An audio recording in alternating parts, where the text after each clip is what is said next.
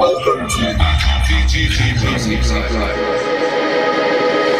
ouais, donc salut, c'est Tour de Trône, et on est là pour BGP Music Live. Est-ce que vous pouvez présenter le groupe pour ceux qui connaissent pas?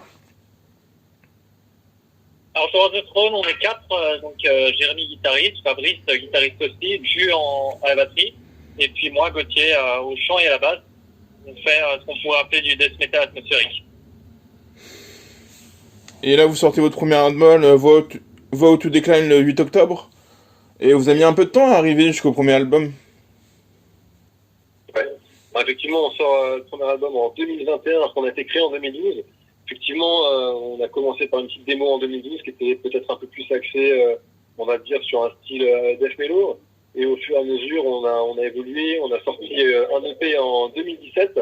Aujourd'hui, Vow to Decline qui sort du coup le 8 octobre, qui a pas mal évolué en même temps que nos groupes musicaux d'ailleurs, et qui on va dire, se rapproche peut-être un peu plus de ce qu'on pourrait qualifier de death atmosphérique, même si on n'aime pas trop cette étiquette-là et que on tient à cœur de faire une musique qui soit captivante, qui soit variée, où on a des côtés parfois un peu plus black metal, parfois un peu plus de death moderne. C'était notamment des groupes comme Septic Flesh qui nous influencent, comme Tripston ou comme Death par exemple. Ouais, là où en fait on était assez ancré dans la scène death metal mélodique à la base en 2012. Depuis, en fait, on a surtout digéré différentes influences. Aujourd'hui, on pose plus trop la question vraiment de se dire on fait du death mellow, on fait du death, du black, du post. En fait, c'est surtout une somme d'influences qu'on essaye de délivrer derrière et à notre propre sauce et on essaie de faire de la musique surtout singulière, quoi. C'est quoi votre motivation d'avoir créé le groupe? Alors, bon, déjà, il faut savoir que nous, même si Tour de Trône a été créé en 2012, on joue ensemble depuis, je dirais, 2007 ou 2008. Donc, on a quand même pas mal d'années d'expérience entre nous. Et quand on a voulu créer le groupe, on s'est réunis tous les quatre, le noyau avec qui on jouait depuis le début. Et on s'est dit qu'aujourd'hui, il fallait qu'on fasse quelque chose qui nous plaît, qui nous parle à tous. Et surtout, sans se mettre de barrières, sans se mettre de limites par rapport à des influences et juste comme ça. Donc, on s'est dit on va créer ce groupe parce que déjà c'est notre passion, parce qu'on aime ça, on aime le métal, et on aime surtout ce qu'on fait et on s'est donné les moyens de sortir finalement au fil des années. Je parle de l'EP, mais je peux aussi parler particulièrement d'album, donc quelque chose qui nous satisfait tellement, quoi. Ouais, et puis il y a aussi une alchimie qui fonctionne en tout cas. Avant on avait des groupes où on jouait déjà tous les quatre ensemble, mais toujours avec un ou deux membres en plus. Et on n'a jamais réussi à trouver un cinquième membre ou un sixième membre avec lequel l'alchimie fonctionnait totalement, que ce soit musicalement ou humainement.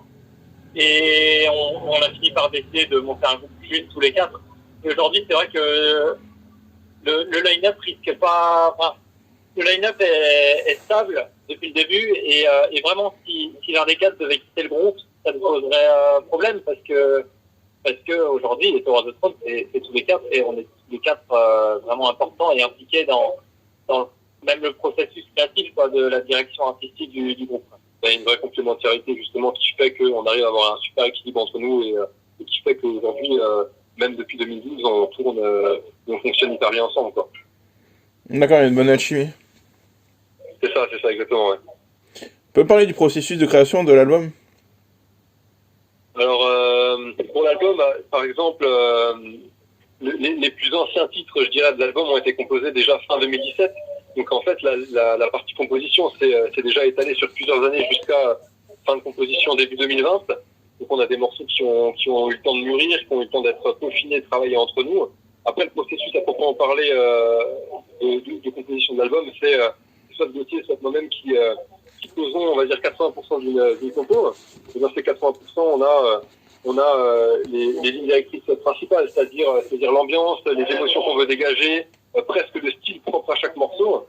Et une fois que ces 80%-là sont bouclés, le morceau ensuite présenté à l'ensemble du groupe, on en discute et c'est là qu'on a une certaine complémentarité. C'est que quand on compose un morceau, et ben Gauthier derrière il va réussir à apporter la vision des choses que moi j'ai pas eu et apporter les différents éléments qui sont nécessaires à vraiment sublimer le titre et vice versa. Et c'est ça qui fait que bien qu'on ait des influences qui sont quand même assez différentes, Gauthier et moi, on arrive finalement à faire des morceaux qui ont chacun leur âme, je dirais, leur singularité. Et c'est justement un travail encore une fois, d'alchimie et de complémentarité qui nous permet de faire ça, quoi. Ouais, c'est ça qui est intéressant aussi, c'est que Jérémy va commencer peut-être par une mélodie, par un piano, alors que moi je suis très axé sur un riff, vraiment du riffing de guitare. Donc on a différentes manières de commencer une compo, mais au final on se retrouve toujours tous les deux et puis tous les quatre pour peaufiner l'atmosphère générale du morceau et savoir ce qu'on veut dégager avec. D'accord. Et c'est quoi vos inspirations différentes? Vos influences? Nos références. Moi de mon côté, je vais être un peu plus sur. Je vais citer Septic Sage parce que c'est une de nos inspirations majeures, mais moi de mon côté, j'adore Ginger qui est hyper moderne, hyper death moderne aujourd'hui. Je vais citer aussi du Alcest ou du Leprous. On est dans un style totalement différent, presque un peu plus, beaucoup plus accessible et beaucoup plus vaporeux, beaucoup plus léger. Et en même temps, toi, Gauthier, moi, en fait, ça peut surprendre, mais aucun des membres n'est inspiré aujourd'hui par les groupes de la scène death atmosphérique du genre Swallow the Sun, Insomnium. On peut ressembler à ces groupes alors qu'en fait, on ne les écoute même pas. Aujourd'hui, c'est vraiment une somme d'influences. Moi, je suis absolument fan de Death Heaven, par exemple. Musicalement, ça a quasiment rien à voir avec nous, et pourtant, ça m'inspire beaucoup plus qu'aujourd'hui un chiffre d'un Bodum ou un truc qui pourrait plus sembler correspondre à notre style. C'est tout l'intérêt, en fait, de notre travail collaboratif, en quelque sorte. C'est qu'on a aujourd'hui différents groupes. Évidemment, on partage une base commune qui est dans le métal extrême, entre le death et le black. Mais aujourd'hui, moi, j'écoute beaucoup plus de black metal que de death metal. Et pourtant, on fait une sorte de death metal atmosphérique. C'est toute la richesse qu'on essaye de retranscrire dans notre musique. D'accord. Tu peux me parler de la thématique de l'album? Excuse-moi, on n'a pas compris. La thématique de l'album? La thématique. Alors, il faut savoir qu'on commence toujours par composer la musique. Parce que pas que les paroles soient pas importantes, les paroles arrivent ensuite. Le premier but de l'album et de notre manière de composer, c'est de transmettre des émotions. Donc ça commence toujours par une émotion sur un instant T. Et quand Jérémy, par exemple, va nous présenter un morceau, moi, je l'appréhende, j'essaye de jauger un peu ce qui me fait ressentir. Et c'est là que je commence éventuellement le travail d'écriture, réfléchir à quel thème j'aimerais aborder. Au niveau des thèmes, du coup, des paroles, c'est des choses très personnelles, ça c'est sûr. C'est vraiment du ressenti, on est dans des expériences personnelles qu'on peut tous avoir. En fait, le nom Towards the Throne, c'est un peu une image pour représenter le chemin qui nous mène tous à nos différents buts dans la vie. Ça peut être des choses très terre à terre, comme fonder une famille ou réussir professionnellement. Ça peut être des choses plus spirituelles et des prochains ou peu importe. Ça peut aller dans la religion aussi. Et on a tous des ambitions comme ça dans la vie et dire de pas perdre son temps à ne rien faire, quoi. Et les paroles, ça exprime ça, mais ça exprime surtout les différentes embûches, les déceptions qu'on peut croiser sur ce chemin-là, et ça que j'essaie d'exprimer. Alors après, c'est très personnel, c'est des expériences que j'ai vécues. Et après, par contre, j'essaie toujours de mettre quelques pierres, créer un premier chemin de réflexion pour qu'ensuite l'auditeur puisse se l'approprier, puisse y réfléchir et le rattacher surtout à des expériences à lui, quoi. D'accord. Et tu peux me parler de Perennies Mortus? Ouais, Perennies Mortus, c'est... Alors, je sais pas où tu veux spécifiquement en venir avec ce morceau. C'est un morceau qui représente finalement assez bien l'album parce que il y y a un peu tous les ingrédients de notre musique dedans. Il y a des passages très lancinants, atmosphériques, presque progressifs. Et puis, il y a des passages un peu plus rythmés. En fait, c'est tout ce qu'on veut faire dans Tower of the Throne. C'est un mélange d'émotions qui peuvent être changeantes parfois. Et c'est vraiment pour essayer d'exprimer justement ce que je te disais avant. C'est raconter un peu ces différents chemins de vie. Et on a une petite imagerie un peu peut-être religieuse ou avec les chants dans la production du morceau.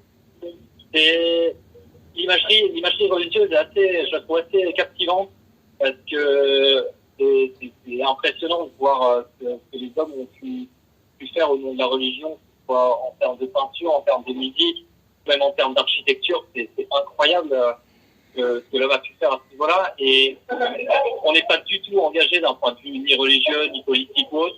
C'est pas du tout notre sujet. Mais par contre, au niveau de la beauté de l'art qui est lié à la religion, ça, moi, ça me fascine complètement. Et donc, on a un peu capitalisé sur tous ces aspects religieux sur cette chanson, comme on aurait capitalisé sur la scène black metal, death ou même classique. Finalement, c'est une inspiration comme une autre. Et c'est vrai que la chanson évoque la spiritualité, pose des questions mais sans évidemment donner de réponse. Ce ne sera pas l'ambition ni la prétention de répondre à quoi que ce soit. On veut faire passer des émotions et au niveau des paroles, voilà, j'ouvre une brèche et après c'est à l'auditeur d'en faire il doit en faire. D'accord. Et parle-moi de la décision de finir sur au piano sur Blonde Dust, Pointless Story. Ouais. Alors en fait, l'idée sur cette outro, c'est que déjà au niveau de l'album, on a vraiment eu la volonté de composer un album. C'est-à-dire qu'on s'est pas dit dès le départ il nous faut 11 morceaux ou peu importe. On a fait ce qu'il fallait pour rendre service à l'album et pour que l'album dans sa globalité soit cohérent et rende bien. S'il n'y avait pas eu 13 morceaux ou 14 morceaux, on en aurait fait 13 ou 14. Donc on a vraiment raisonné dans sa globalité et comme on le disait tout à l'heure, on a des morceaux qui sont assez différents, qui sont inspirés aussi de choses différentes, que ce soit des musiques différentes, des groupes différents, aussi des émotions différentes. Et qui avait-il de mieux pour terminer l'album, un album qui est aussi finalement aussi singulier et aussi éclectique, que finir avec quelque chose qui tranche totalement. Le deal est simple, hein, c'est un piano, un peu de reverb et une œuvre où on est presque sur de la musique classique qui vient contrebalancer tout ça et qui vient finalement juste sublimer le reste de l'album. C'est un peu la cerise sur le gâteau, quoi. Et c'est cette volonté qu'on a eue justement d'apporter finalement encore une fois jusqu'au dernier titre un sentiment différent, peut-être de la surprise ou peut-être autre chose auprès de l'auditeur, justement pour provoquer aussi peut-être et pour questionner l'auditeur, quoi. Ouais, puis quand le processus de création de ce titre est assez marrant parce que quand Jérémy m'a fait écouter ce morceau, on a tout de suite commencé à discuter arrangement et est-ce que on pourrait pas compléter ce morceau avec une nappe de clavier, avec un saxophone. On s'est posé la question avec d'autres éléments qui viennent apporter et compléter le propos. Et en fait, je pense que ça aurait été une erreur. Et on a pris la décision de rester sur un piano simple, parce qu'il se suffisait à lui-même. Et c'est là aussi qu'on essaie d'exprimer des émotions, parce qu'avec un simple piano, on arrive à faire une pièce que je trouve assez sublime.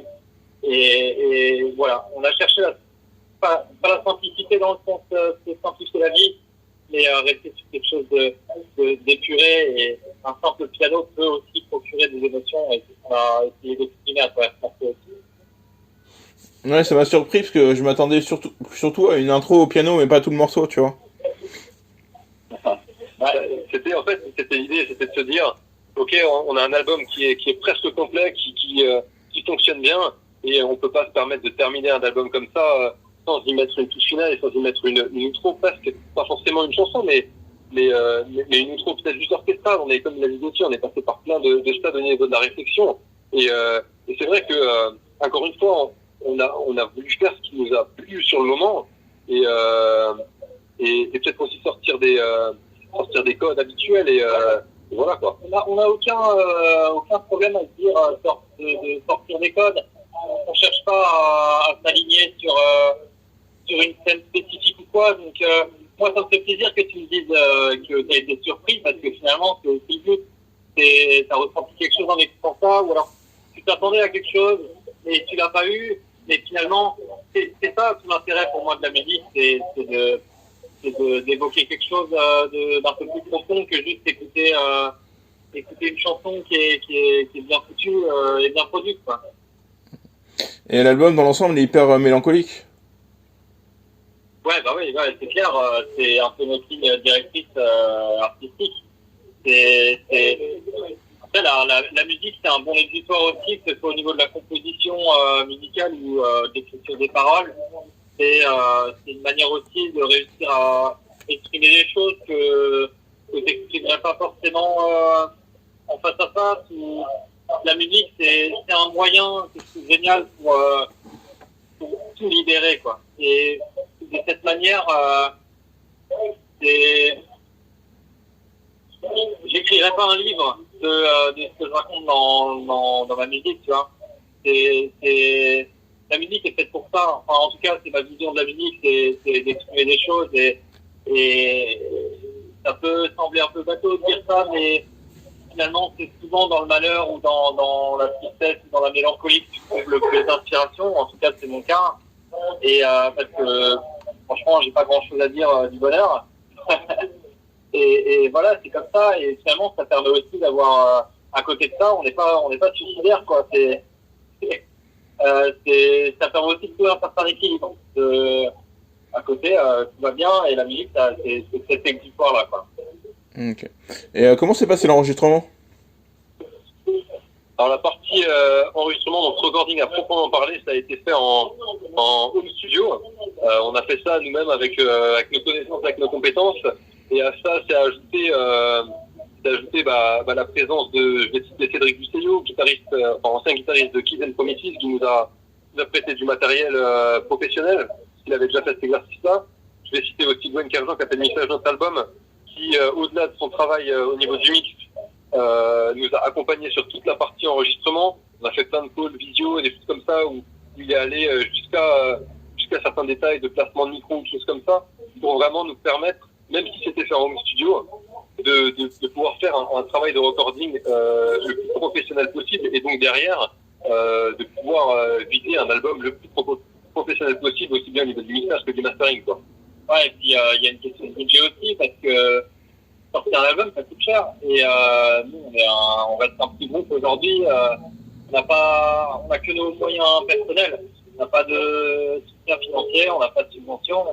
Et pour autant, on est très perfectionniste. Donc, il est hors de question de sortir un album à moitié ou de faire l'impasse sur l'un ou l'autre poste, que ce soit un super clip ou une bonne production ou faire l'impasse sur de la compo. Hein. Ça coûte aussi. Et bon, on a décidé aussi au niveau du budget d'essayer de se débrouiller tout seul sur l'enregistrement pour l'envoyer dans des studios pro ensuite, donc chez Gwen Kerjean au Safran Studio et puis avec des Censura, Victor Bullock du Woodshed, le guitariste d'Arc et Tripticon. En l'occurrence, c'est impayé parce qu'on est super content du résultat final, de la production. Gwen d'ailleurs a super bien compris. Il a été super à l'écoute de nos envies au niveau de la couleur du son et tout. Donc on est vraiment super satisfait et je tiens à saluer et à remercier tous ces gens-là qui nous ont aidés, qui nous ont suivis. C'était Cédric, il y a Gwen, il y a Brice, il y a tous ces gens-là. C'est grâce à eux aussi qu'on arrive à sortir cet album aujourd'hui et qu'on en est si fiers parce que le résultat, il dépend aussi d'eux. Et c'était quoi vos attentes au niveau des orchestrations? C'est qui s'y est collé? Au niveau des orchestrations? Ouais. Alors les orchestrations, en fait, elles sont mises en place, composées et créé initialement lors de la phase de composition. Donc soit quand Gauthier écrit une chanson, soit quand moi je compose une chanson.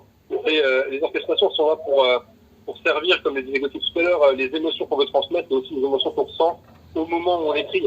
Donc c'est un outil, finalement, c'est un outil comme va l'être le riff de guitare, ou comme va l'être peut-être la façon de chanter à un moment ou à un autre. Donc les orchestrations, je dirais pas que c'est central dans notre musique, parce qu'en fait ça va dépendre des morceaux, mais c'est peut-être ce qui va appuyer, ce qui va peut-être nous différencier aussi de la scène métal actuelle, pour nous permettre justement d'aller au-delà de ce qu'on écoutait au départ, qui était du death mellow, et qui va nous permettre aujourd'hui d'appuyer nos compos et d'appuyer les émotions qu'on veut transmettre, quoi. En fait, je crois que les orchestrations, c'est central dans la phase de conception, mais c'est plus central dans du final, en guillemets, dans la chanson définitive. Les orchestrations sur la chanson terminée que tu peux écouter sur l'album, c'est vraiment, ça vient soutenir effectivement les émotions. Mais c'est vraiment un truc auquel on pense dès le début de la composition, quoi. Et ça initie quelque chose, mais ça va pas prendre le pas spécifiquement. Après, on ne met aucune limite, hein. Peut-être que demain, on composera quelque chose où les orchestrations sont très en avant, ou des chansons où il y aura très peu d'orchestration et qui sera très basé sur du riffing. On n'est pas du tout limité à ce niveau-là, et on n'a aucune gêne à se dire demain, on va peut-être faire un morceau ultra axé black metal. Et d'ailleurs, Death Heaven l'a prouvé avec son dernier album, Death Heaven ultra catalogué black metal, qui eux-mêmes ne se revendiquent pas du black metal. Et ils ont pris de revers tout le monde en sortant un album qui est limite pop, dream pop, quoi.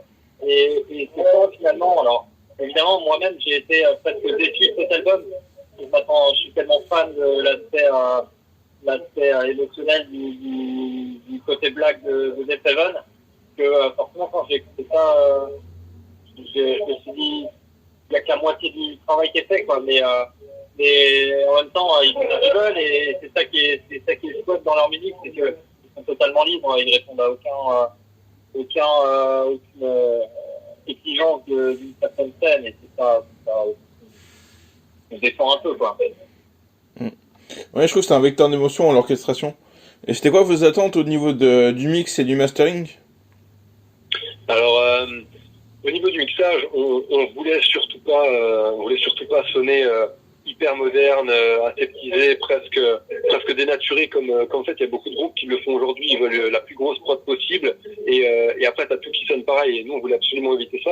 On voulait garder un grain, on voulait garder presque un grain old school, je dirais. Mais en même temps, on est en 2021 et on voulait une musique qui envoie, qui a un gros son quand même. Et ça a été justement le nerf de la guerre au départ, parce que quand on a décidé de travailler avec Gwen Kerjan du Slapstone Studio, c'est ce qu'on lui a expliqué.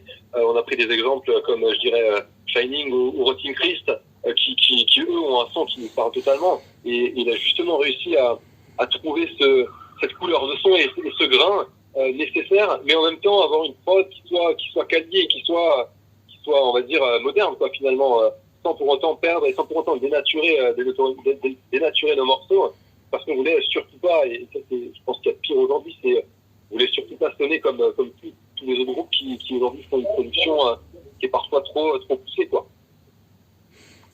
Ouais, je vois. Tu peux me parler de la pochette de l'album et de l'intérieur? Ouais. Alors la pochette de l'album, elle a été faite par Costume Chevalier. C'est un gars, c'est un monstre qui a bossé pour des mastodontes comme Ghost, un mastodon d'ailleurs, Enslave, Flèche, Ishan, Emperor. C'est un gars, en fait, on a cherché pendant des mois et des mois un artiste qui collait vraiment à nos envies. On a eu beaucoup de mal à se mettre d'accord parce que finalement la pochette, évidemment il faut qu'elle retranscrive un peu l'atmosphère qu'on veut exprimer à travers notre musique, et puis c'est très subjectif, quoi. Et Cotin, c'est celui qui nous a tous mis d'accord, et il a un style à la fois abstrait mais qui c'est vraiment quelque chose qui colle à notre vision de notre propre musique, qui est de laisser l'auditeur en fait s'approprier de l'œuvre. Dans le sens où quand tu vas regarder la pochette, bon bah il y a des trucs tu peux regarder 10 fois la pochette qui vers autre chose quoi. Et c'est aussi ça qu'on essaie de faire de notre musique. Donc c'était évident pour nous. Alors on avait à la base aucun espoir de pouvoir travailler avec lui parce que c'est un monstre. Et bon, on a osé toquer à sa porte, quoi, et il trouve qu'il était chaud, il était partant pour bosser avec nous, et ça c'est évidemment c'est incroyable pour nous, et on en est super contents.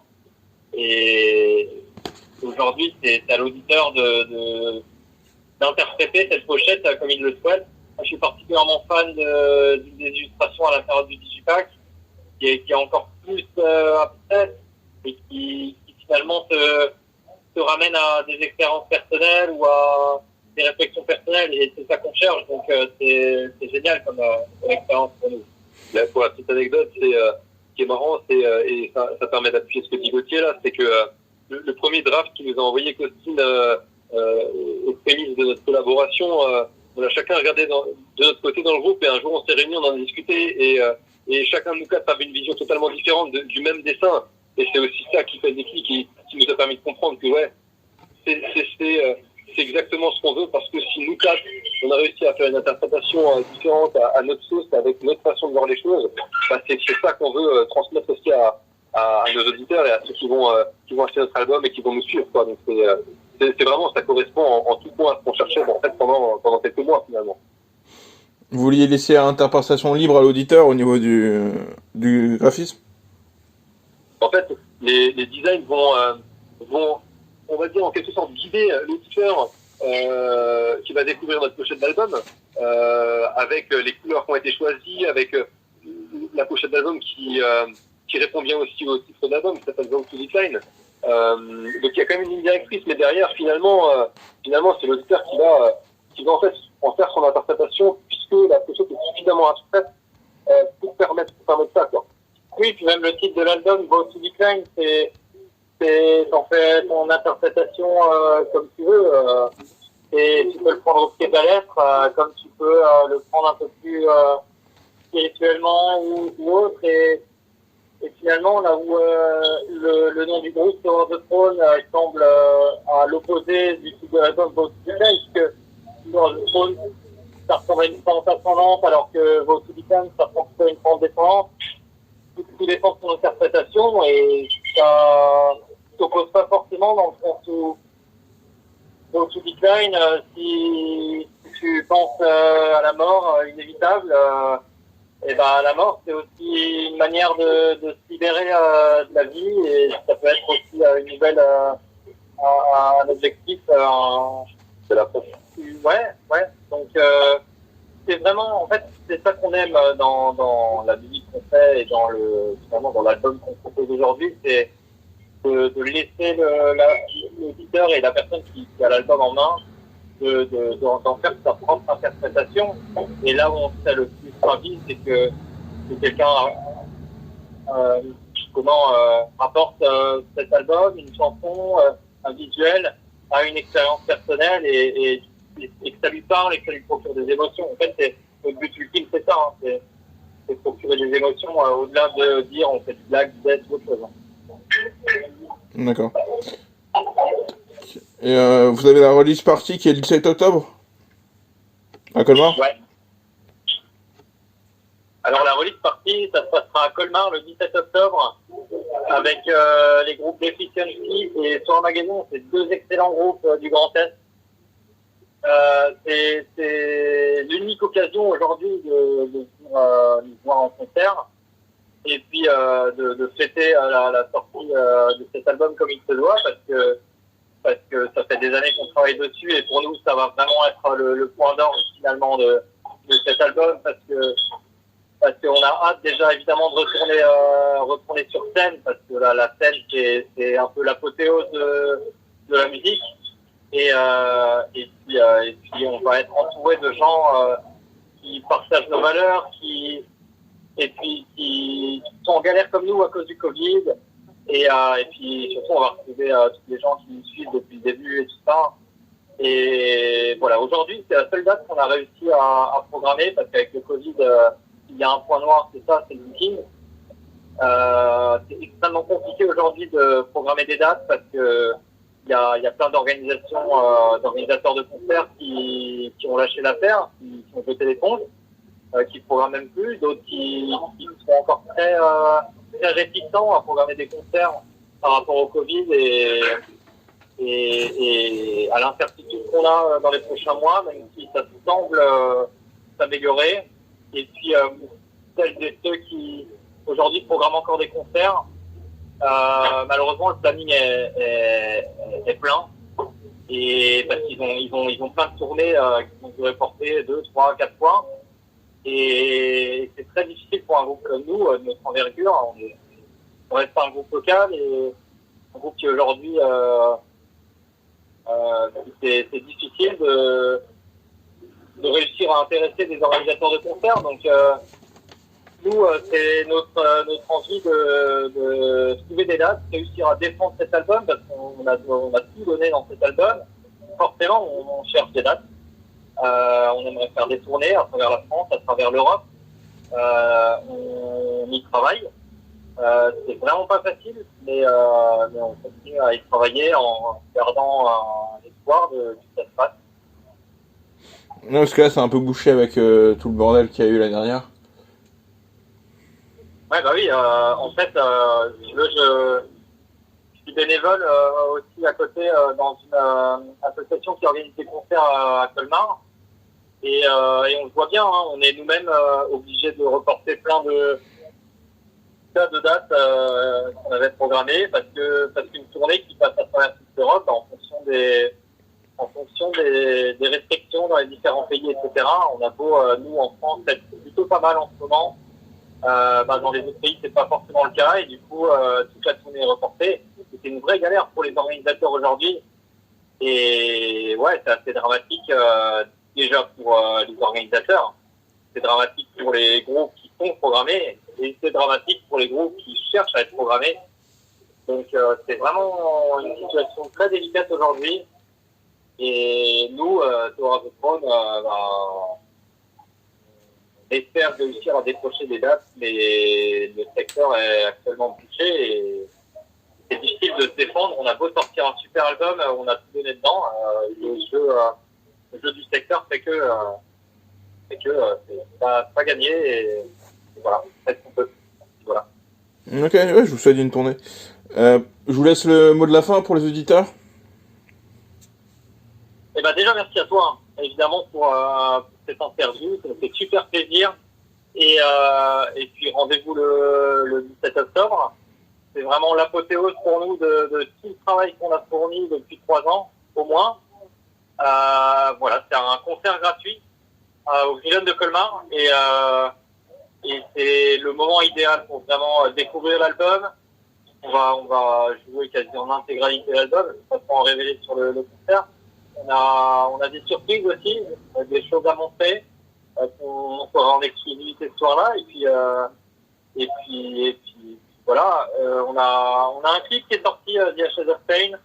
Je pense que c'est un chouette morceau pour découvrir le groupe. Donc si vous êtes curieux, allez taper Tour of the Throne, The Ashes of Pain sur YouTube, et si vous aimez, on a des précommandes. Qui sont ouvertes, et l'album sortira la semaine prochaine, le 8 octobre 2021. Merci à toi. Merci à vous. Et merci à toi. Merci à toi, merci. Salut, bonne journée. Bonne journée. Salut, ciao. Ciao.